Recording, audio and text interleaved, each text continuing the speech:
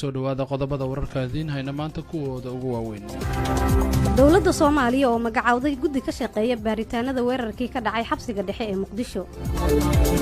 Faahfaahin dheeraadana waxay ka soo baxayaan qaabka u dhacay dagaalkii dhex maray maxaabiista ee Al-Shabaabka ahaa ee xabsiga dhexe ku jiray iyo ciidamada asluubta. Siyaasiga Cabdiraxmaan Cabdishakuur oo sheegay in dhacdadii xabsiga dhexe ay soo qorshaysay hay'adda nabad sugidda Soomaaliya oo aan la kala garanayn shabaab iyo hay'adda NISA. ciidamada ammaanka galmudugna maalintii labaad waxay xabsiga ku hayaan dhammaan mootooyinkii loo yaqaano bajaajta ee ka shaqeeya Dhuusamareeb. hanti dhowrka Jubbaland oo sheegay in musuqmaasuq badan uu ka jiro hay'adaha dawladda ee maamulkaasi ayna la dagaalami doonaan. ciidamada booliska magaalada Beledweyne waxay baadagoobayaan dabley dishay mas'uul ka tirsanaa maamulka magaaladaas.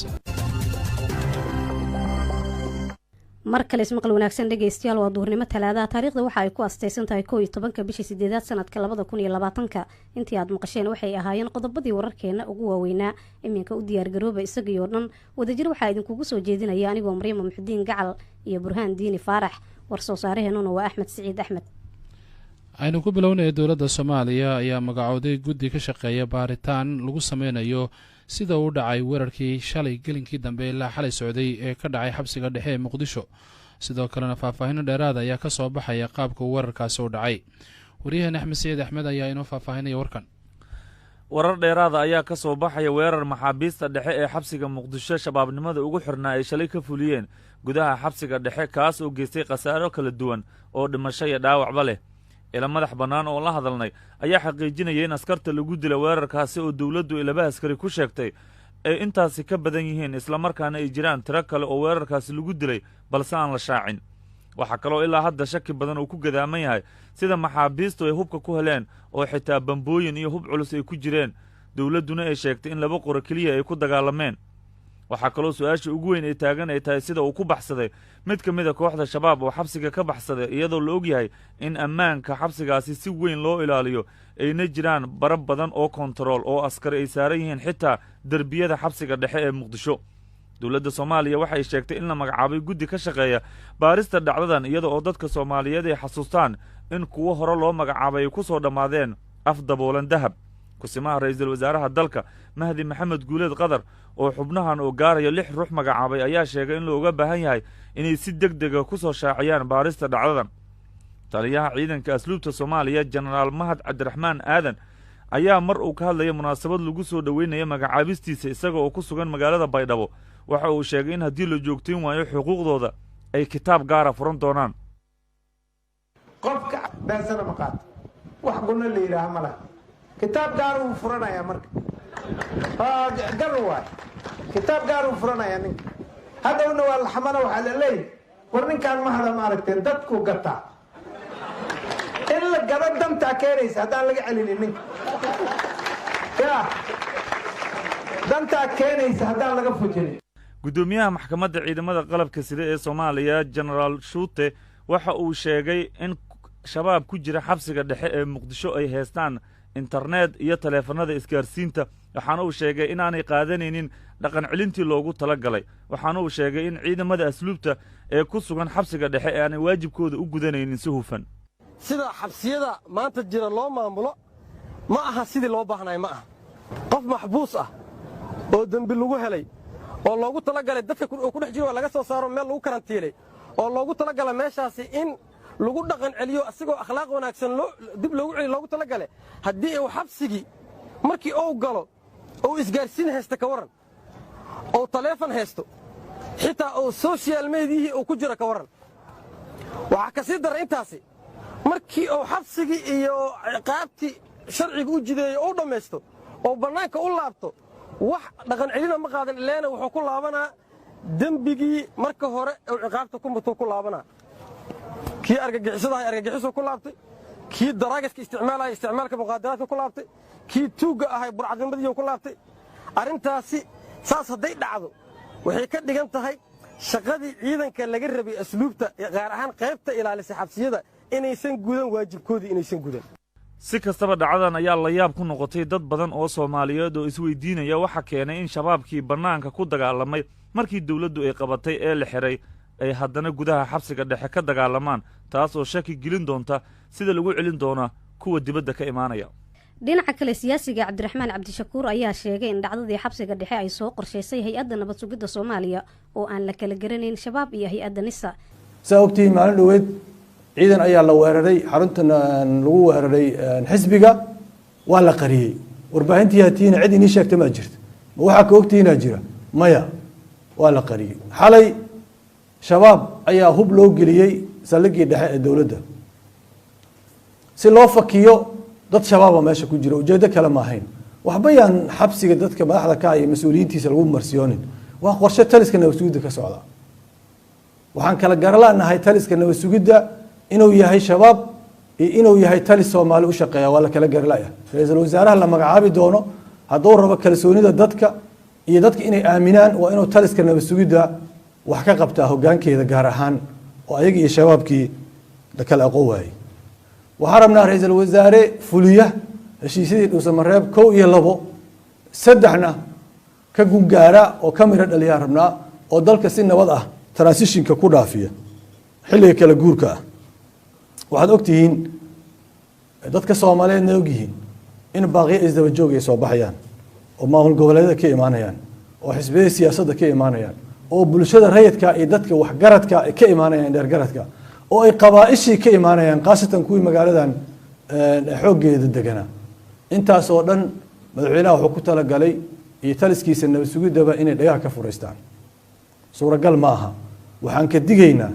xaaladda dalka waan ka warqabnaa idinkana waa ogtihiin warbaahinta dadka Soomaaliyeed magaaladan ku nool ogyihiin waxaa la yiraahdaa xaaladan oo kale xaalad kacsanaan ah xaalad deganaan la'aan lagu jiraa waxaana keenaya hubanti la'aanta masiirka dalka la geliyay iyo halka loo socdo ayaa keenaya saas daraadeed waxaa dhici kara qarax yar oo magaaladan ka dhaca kama wada qaraxii al-shabaab iyo argixisada laakiin wax yar oo wax qarxiya ama trigger wax la yiraahdo inay dhibaato weyn dalkan ay ka dhaliyaan maadaama ay dadkii cabursanaan iyo caro iyo maaragtay tabasho ay isku darsantay masiirka dalkoodina mugdi la geliyay meel loo socdaan aan la aqoonin hubanti la'aanta sideedaba siyaasadeed waa u daran tahay wadamada nugul ee fragility-ga ah ee ka soo kabanaya colaadaha aad ay u daran tahay waxaa la rabaa wadamada fragile states-ka la yiraahdo ama xaaladaha nugul ama xaaladaha jilicsan ku jiraaho waxay u baahan yihiin inay hubanti ku socdaan kuma soco karaan hubanti la'aan saas daraadeed waxaan ku baaqaynaa in shirarka ka socda magaalada la ballaariyo oo dadka deegaankan dhan loo waasiciyo si dadka siyaasiyiinta aqoon-yahanka waxgaradka odayaasha deegaankana si nabad ah oo aysan subax fidno korkooda ka kor dhicin oo aysan waaga ugu baryin inay dalkan dhibaato ka dhacdo oo si nabadeed ah inay isku dhaafiyaan taliskan xilligiisa dhammaaday muddo korosigana raba saldhigan ay u yihiin guddoonka baarlamaanka madaxweynaha iyo taliska nabad sugidda oo aan cid kale doonayn dhag inay jalaq u siiyaan oo aan tala maqlaynin oo ismahdiyey oo u haysta dalka inay ayaga awood iyo xoog ay ku qabsan karaan wadajirkaas ayaa loo gudbi karaa dadweynaha Soomaaliyeed ee dalka intiisa kale ku noolna iyo madaxda iyo mas'uuliyiintana arintaas in lagu gacan siiyo dadka reer Muqdisho inay ayaga iska dulqaadaan dadkaas dulmiga iyo dhibaatada ku haya ayaan ku baaqaynaa waa maasantiin iminkana aan eegno balgalgaduud dhammaan mootooyinka nooca bajaajta loo yaqaano ee saddexda lugood leh ee ka shaqeynaya magaalada Dhuusamareeb ayaa maanta shaqeynaynin iyadoona ciidamada ammaanka galmudug maalintii labaad ay xanibeen amaba ay xareeyeen mootooyinkaas intooda badan waryaheena maxamed cabdiweli tooxow ayaa warkan inoo soo diray ciidamada booliiska magaalada Dhuusamareeb ayaa bilaabay howlgal ballaaran oo lagu sameeyay xaafadaha magaalada Dhuusamareeb inta howlgalka uu socday ayaa waxaa barbar socday diiwaangelin lagu sameynayo gaadiidka ku sugan magaalada Dhuusamareeb ee ka shaqeeya taliyaha qaybta guud ee booliiska galmudug sareeyo guuto bishaar abshir geedi oo ay weheliyaan taliyaha booliiska Dhuusamareeb dhamme nuur cilmi gudoomiyaha magaalada Dhuusamareeb macalin cabdiraxmaan cali maxamed geedo qorow iyo saraakiil sare ayaa ciidamada howlgalka kula jiray isla markaana ku kormeeray iyagoona ku booriyay dadaalka ay muujiyaan dhowrka bilood ee saraakiisha booliiska ee Dhuusamareeb ku sugan isbedel lagu sameeyay howlgalkan ayaa kusoo beegmaya xilli habeena ka hor ciidamada booliiska ay xareeyeen dhammaan mootada loo yaqaano bajaajta kuwaas oo ka shaqayn jiray magaalada Dhuusamareeb iyagoona maalintii labaad ku jira saldhigga booliiska ee magaalada Dhuusamareeb waxaana lala xiriirinayaa faladhac iyo sidoo kale isugu jira dil oo ay u geysteen qof shacab ah isla markaasina ay bireeyeen. hantidhowrka maamulka Jubbaland ayaa sheegay in musuqmaasuq badan uu ka jiro hay-adaha dawladda ee maamulkaasi ayna la dagaalami doonaan. Cabdimajiid Cabbaas Aadan ayaa warkan ka soo diray magaalada Kismaayo.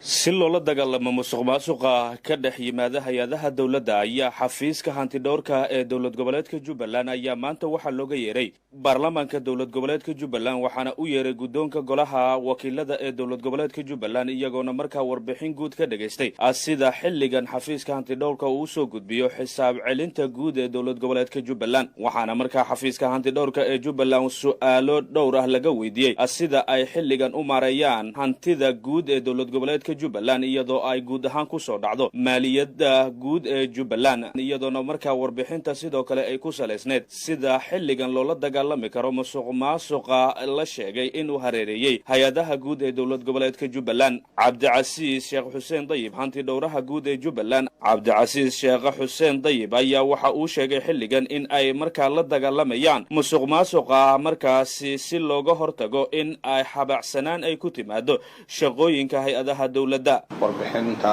sanadlaha ee sanadka 2018 waa warbixinta maaliyadeed 2018 iyadoo laga duulayo qodobka 32 ee xeerka maareynta maaliyadda ee dowlad goboleedka Jubbaland iyo qodobka 30aad qodobka 32aad iyo qodobka 33aad ee xeerka hantidhowrka guud ee dowlad goboleedka Jubbaland